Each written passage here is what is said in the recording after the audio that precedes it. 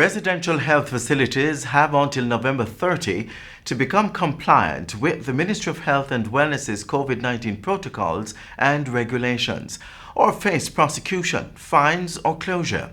Even as these entities fall in line, you there in your little corner must also follow the COVID-19 protocols. And by now, it should be part of your daily routine. So please, always wear your mask when in public. Sanitize your hands, avoid touching your eyes, nose, or mouth, and just be mindful of your surroundings. It is in our best interest to control the spread of the COVID-19 virus. After all, we want Jamaica to be the place of choice to live, work, raise families, and do business. Hurricanes can strike at any time. In the event of one, be prepared to act quickly.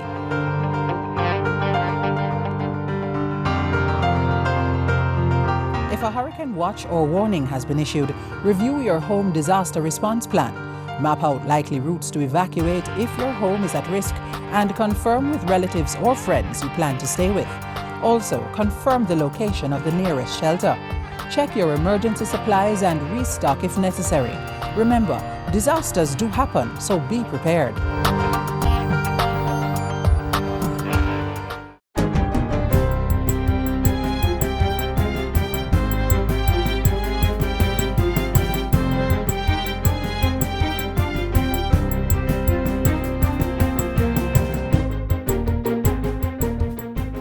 Good day, I'm Stephen McHugh, and this is your JIS News for Monday, November 9. The Ministry of Education will update the country tomorrow on the limited resumption of in-school teaching at a number of institutions. 17 schools across several parishes were selected to host students in face-to-face classes for a trial 2-week period starting today. But on the weekend, the Education Ministry said the start date would be postponed due to a flash flood warning issued for all parishes by the National Meteorological Service. The outer bands of Tropical Storm Eta battered the island over the weekend, causing landslides, breakaways, blocked roads, and flooded houses. In its latest update, the Met Service says Jamaica should start to see an improvement in weather conditions with a reduction in rainfall by Tuesday. However, a tropical wave could bring more instability to the Central Caribbean by the end of the week. Continued caution is being urged. The Ministry of Health and Wellness will be stepping up interventions to control the spread of COVID-19 in the Cornwall Court community in St. James, where activities were interrupted by the recent rains.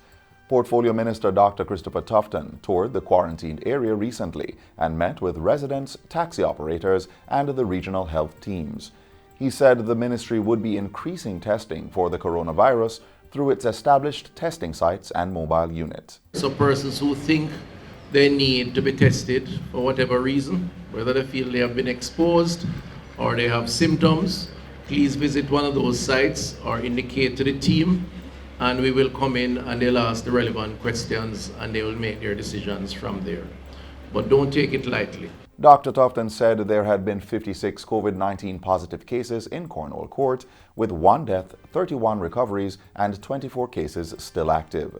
Of 92 swabs recently taken, 14 returned positive results, representing a 20% positivity rate, meaning for every 100 persons, 20 or so may have COVID. And this is the essence of community transmission, which is why we say to people, you must assume that everybody you come in contact with is a potential carrier of the virus. To have that level of positivity is concerning and justifies the reason why we are here and why the restrictions have to be imposed. During the tour, Dr. Tufton and the health team distributed masks and sanitizers to the residents. Meanwhile, the Ministry of Health has cited the COVID response measures in St. Thomas as a success story to be emulated by other parishes. The parish, which has seen approximately 400 COVID-19 cases since March, currently has only 4 active cases. It represents for us the possibility of a best practices in the COVID national response. And it's about looking at recovery, because at the end of the day, we are doing all of this to recover, to restore normality, to secure our population. Minister Christopher Tufton was speaking at a virtual media briefing recently.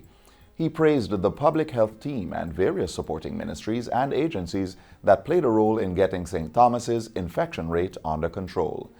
Giving an update on the national outlook, he said overall the picture for the rest of the island was pointing in the right direction. Which means an improvement week over week, at least for the last number of weeks. But again, the message has to continue to be sobering that COVID is still out there, it's still present, in less communities now based on testing and surveillance, but we cannot afford to be complacent. Dr. Tufton says government will be looking at the challenges that may arise and mitigating measures going into the Christmas season in anticipation of an influx of relatives and friends visiting from abroad. In other news, the Ministry of Industry, Investment and Commerce is working to resolve banking issues that have been impacting Jamaica's medical cannabis industry. State Minister Norman Dunn says discussions are taking place at various levels to rectify the issue. Many major banks are reluctant to fund the growth of medical cannabis out of fear of breaching federal laws in the United States. This results in businesses being unable to attract financing, which impedes their licensing process. We believe that we need to solve this issue, and we at the ministry is working assiduously at that to ensure that we have a solution that we can encourage this new industry to grow and develop and thrive and get high in Jamaica. The State Minister was speaking at the opening of Exim Bank's recent virtual webinar entitled E-Commerce, the New Export Frontier for Small and Medium-Sized Businesses. The press can now be assured of effective communication with the Judiciary of Jamaica after the Court Administration Division launched its established media protocol. The protocol covers matters such as how reporters operate inside and outside the courtroom, how the press is to address judges, how the media should treat with children and social media, as well as dress codes and retractions. Acting Director of the Court Administration Division, Tricia Cameron Anglin, says the protocol will also guide how court officials interact with the press. Subsequent to today, there should be no ambiguity on how and who to contact to get official information from our courts. Some of you may have heard on radio and seen in the printed press or ads geared towards public education in order to have our processes be more accessible to our customers. This also forms part of how the judiciary is changing its engagement with the public. Ms. Anglin was speaking during a recent conversation with the judiciary held at the Supreme Court. Chief Justice Brian Sykes says the protocol was developed through a consultative process involving judges and the media. The media protocol, very important because, again, for the first time we have a document that will set the terms of engagement. It's not cast in stone. It will be revised in the light of experience. So we would invite members of the media to communicate with us and let us know how well it is working in practice. And finally, Prime Minister Andrew Holness has extended congratulations to President-elect of the United States of America, Joseph R. Biden, and Vice President-elect Kamala Harris. Mr. Biden was announced as President-elect Saturday morning, following the November 3 elections in the United States, making him the presumptive 46th U.S. President. In his remarks, Prime Minister Holness highlighted that the United States would have its first woman and person of color as Vice President in Kamala Harris. Pointing out that she has Jamaican heritage, Mr. Holness says her ascension to the role of Vice President was a monumental accomplishment for women all over the world. The Prime Minister says Jamaica looks forward to continued strong bilateral relations with our largest trading partner, particularly as we work to stimulate our economies in the face of the COVID-19 pandemic. And that's it for JIS News Today. I'm Stephen McHugh. Thanks for watching.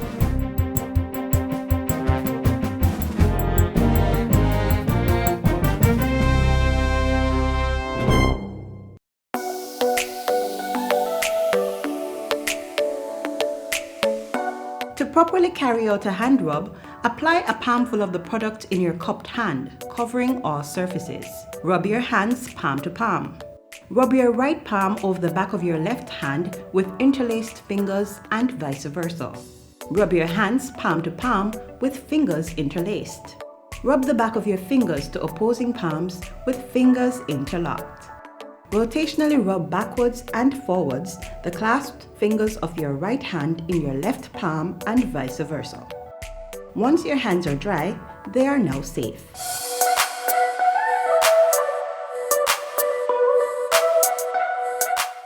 As we continue to celebrate the role our fathers play this Parent Month, we highlight one dedicated daddy. Take a look. I never really grew with a dad.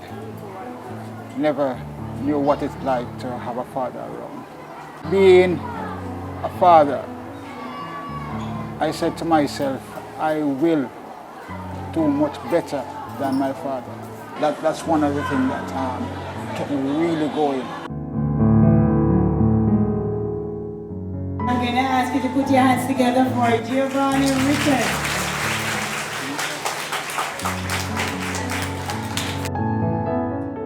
Parenting is I learned now, it's a lifetime job.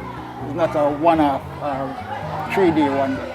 It's very challenging, but I make a pledge or a promise to myself. I stick to the task, come what may, and that really kept me going. Jay, I remember I got this one, it was like, wow.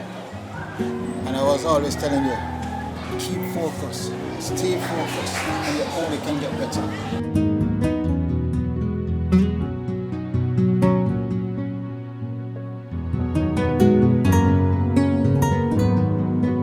Sometimes it helps me study most of the time, and he always motivates me sometimes, like when I let down myself.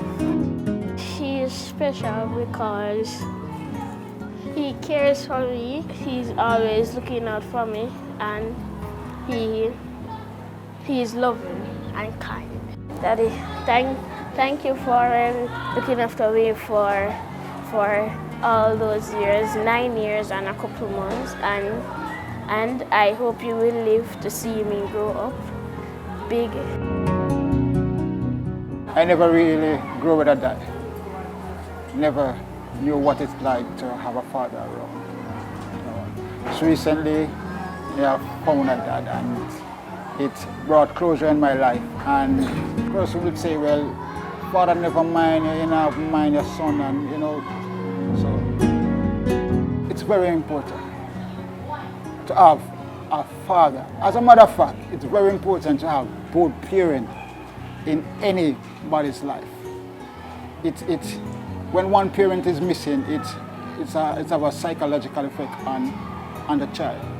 I went through a lot emotionally. I remember even at times, making up stories that I'm going to spend holiday with my dad, and there's no dad. It kind of really took a toll on me. And sometimes things do happen that you can get strength from it. It either break you or make you. So he's not there, and me ensuring that I'm there, I think it further encouraged me to stay. But then again, on the other hand, it still saddened me to see that now I am the father of my child, ready to play this role, but then his mother now, on the other hand, is absent. So it's more like he's heading the direction that I was in, and that's the real sad part about it. That's the real sad part about it. I would rather a situation that he has me as a father and his mother is present, that I never have that settings. So I'd rather that, but it is what it is. He has been a very supportive father. He would come in at time to time to, find out how Giovanni is doing, and if he has any issues at home, he would come and he would talk to me about it. Sometimes we come up with solutions together, and he really supports Giovanni. Even in our last sports day, he was here, and Giovanni participated in one of the races, and he was there to cheer on Giovanni.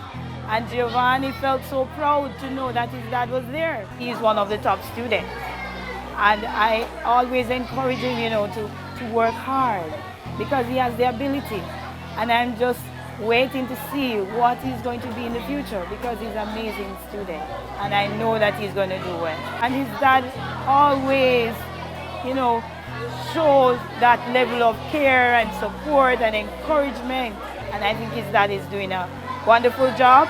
He must be commended.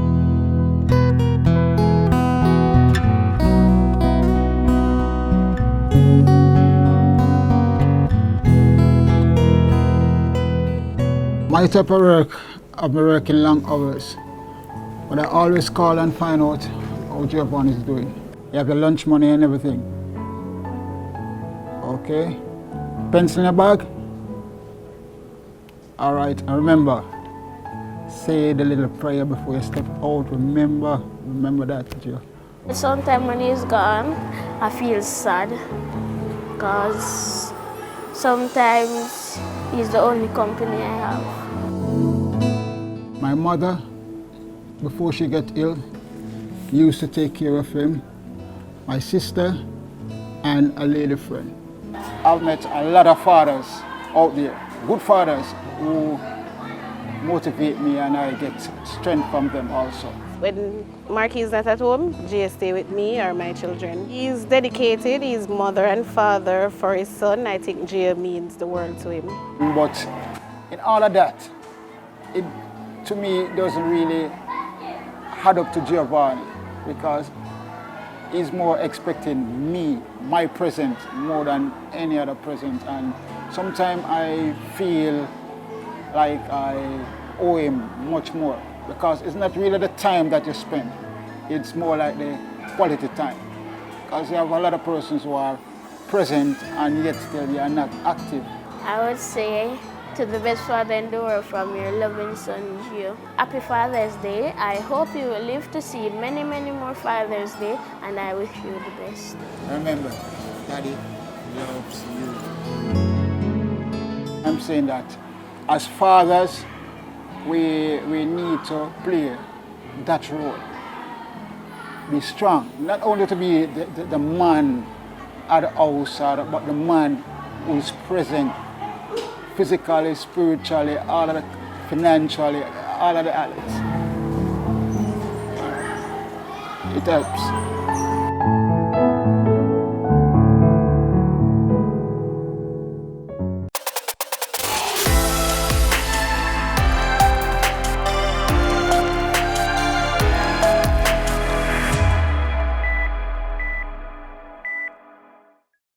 Up next, information you can use. Watch this. We normally clean the system on a daily basis by using a shovel to gather the feces across the slots. Some of the feces normally falls into the slot, and the rest that doesn't fall in, we have a 2-inch hole at the end of the slotted area where we push all of the feces into it. The pit system for the slotted system is normally built with a degree of slope. That is sloped to a vent area where it is released into the biodigester.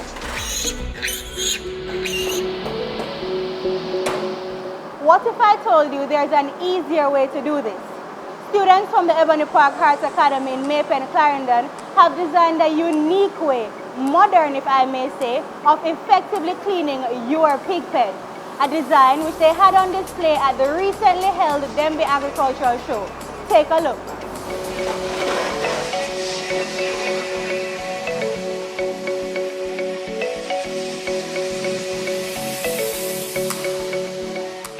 This is a pig pen, but not just any pig pen. This is a hydraulic slotted pig pen. Normally, pig pens aren't made to just move up and down. They don't have any up and down movements. So with this pen now, we make it that it can use the hydraulic system and let it go up for better sanitization of the pen itself. So this pen is connected to a biodigester. This biodigester is a system where the waste / the effluent from this pig pen can be converted to a gas called methane, which can be used like a fuel in the home, or it can be used to help with the maintenance of this because it can use to power this system itself. As said before, this is a hydraulic slotted pig pen, therefore after a while there will be a buildup of feces and excessive bacteria beneath the pen. Therefore the hydraulic system would come in place because this would allow us to clean beneath the pen effectively. Before we clean beneath the pen, we place a fiberglass beneath the pen to prevent the excessive the feces and waste material from passing through, because you don't want it to touch you while you are beneath the pen cleaning.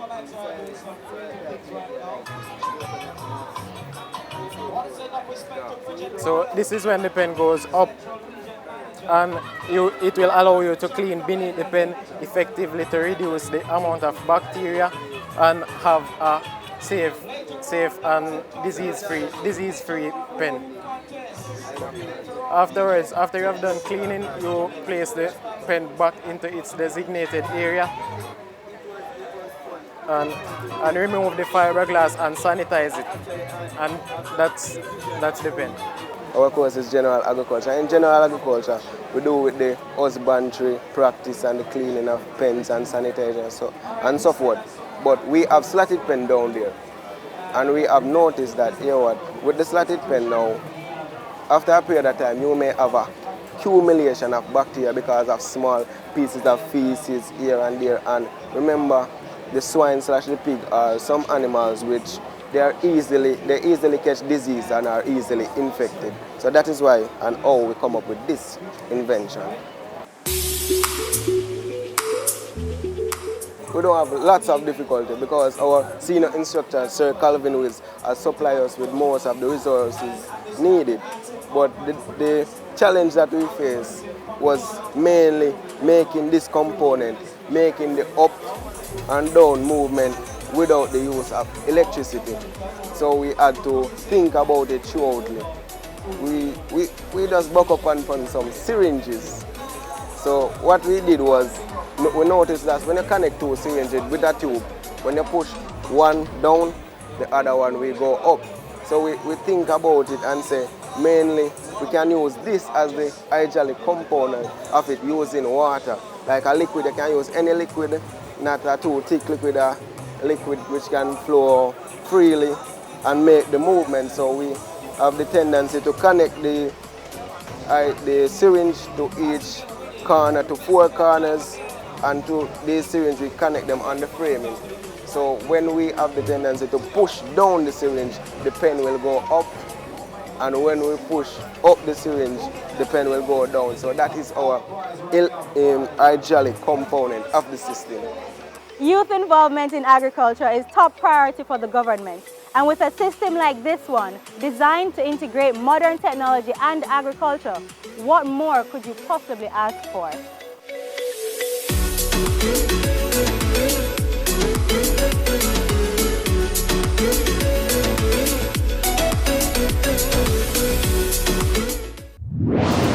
Whenever you hear the following tone, the Office of Disaster Preparedness and Emergency Management, ODPEM, will be giving information on an emergency situation affecting the island. Please be on the alert and listen to your radio and television for further information.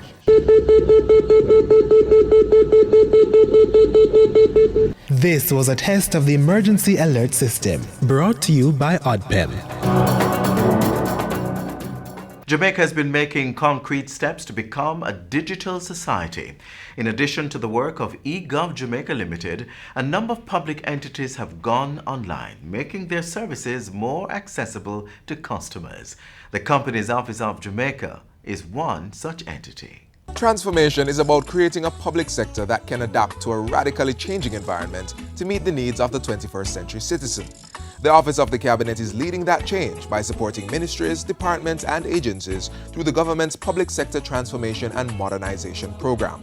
One of the services being transformed is the registration of businesses and companies, being led by the Companies Office of Jamaica, COJ. The Cabinet Office has decided to develop a customer service policy which will provide a framework for improving service delivery across the public sector. We call it service excellence. That's where we want to go. We want to kind of change the paradigm a bit and to embed a culture of delivering highest quality of services to our customers.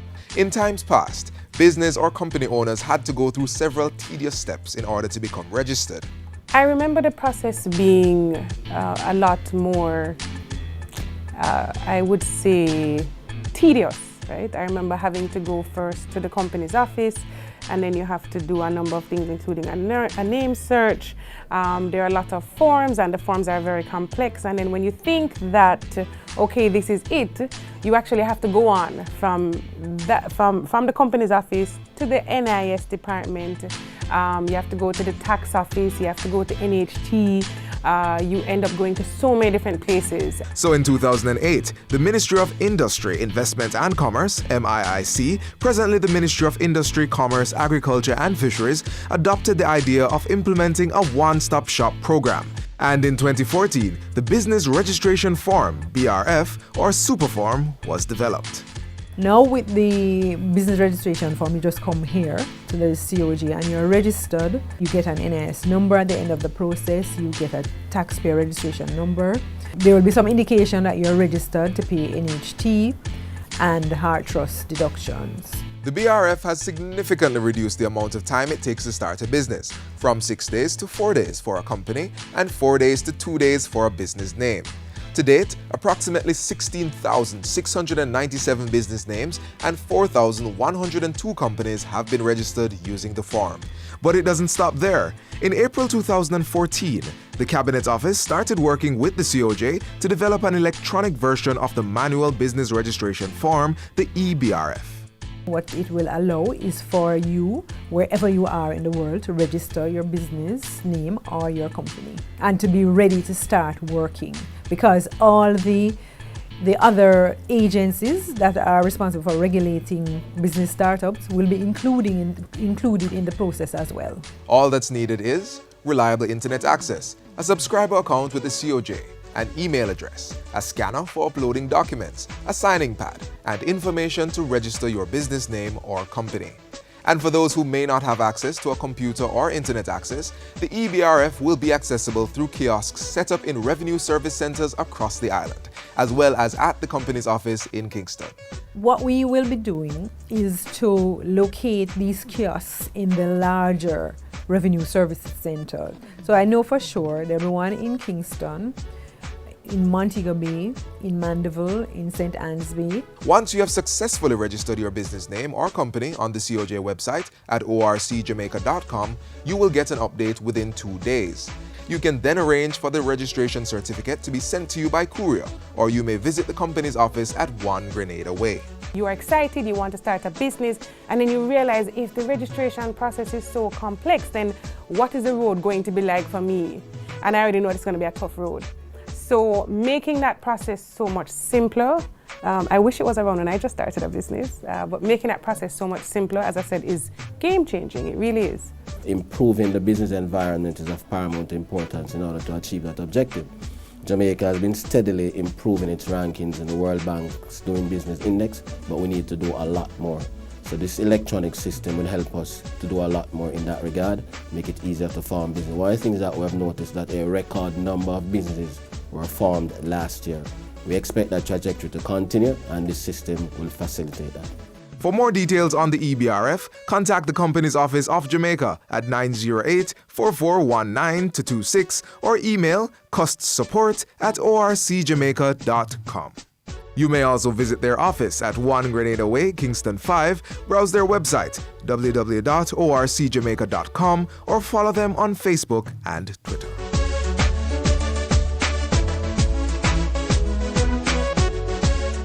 And that's how we close out Jamaica Magazine for today. Be sure to join us again tomorrow for another informative program. We are available online at your leisure. There's our website, jis.gov.jm, our YouTube channel, our pages on Twitter, Instagram and Facebook, as well as our mobile app that can be downloaded from your smartphone's app store. On behalf of the entire team here at the JIS, I'm Adrian Atkinson. Thanks for watching.